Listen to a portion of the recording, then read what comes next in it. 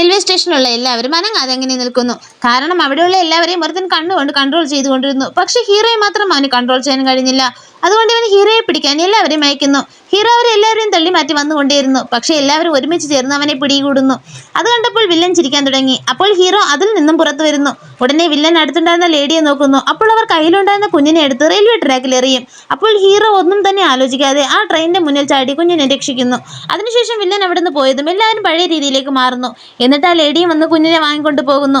പക്ഷെ ഹീറോയ്ക്ക് നല്ല രീതിയിൽ അപകടം സംഭവിച്ചു. രക്തം വന്നുകൊണ്ടിരുന്നു. പക്ഷെ ആരും തന്നെ അവനെ ശ്രദ്ധിച്ചില്ല. ആ ആക്സിഡന്റിൽ പെർമനന്റായി തളർന്നുപോയ ഹീറോ കുറച്ച് ദിവസങ്ങൾക്ക് ശേഷം വീണ്ടും സെയിം റെയിൽവേ സ്റ്റേഷനിൽ വരുന്നു. അപ്പോൾ അവിടെ ഉണ്ടായിരുന്ന എല്ലാവരും നിലവിളിക്കാൻ തുടങ്ങി. കാരണം ഒരു കുഞ്ഞ് റെയിൽവേ ട്രാക്കിൽ വീണിരുന്നു. അതേസമയം ട്രെയിൻ വരുന്നു. അപ്പോൾ അവന്റെ ഉള്ളിൽ എന്തോ സംഭവിക്കാൻ തുടങ്ങി. ട്രെയിനും ക്രോസായി പോകുന്നു. അപ്പോൾ അവിടെ ഉണ്ടായിരുന്ന എല്ലാവരും വിചാരിച്ചു കുഞ്ഞ് മരിച്ചു എന്ന്. പക്ഷെ ഹീറോ ആ കുഞ്ഞിനെ രക്ഷപ്പെടുത്തി അപ്പുറത്തെ സൈഡ് പ്ലാറ്റ്ഫോമിലിരിക്കും.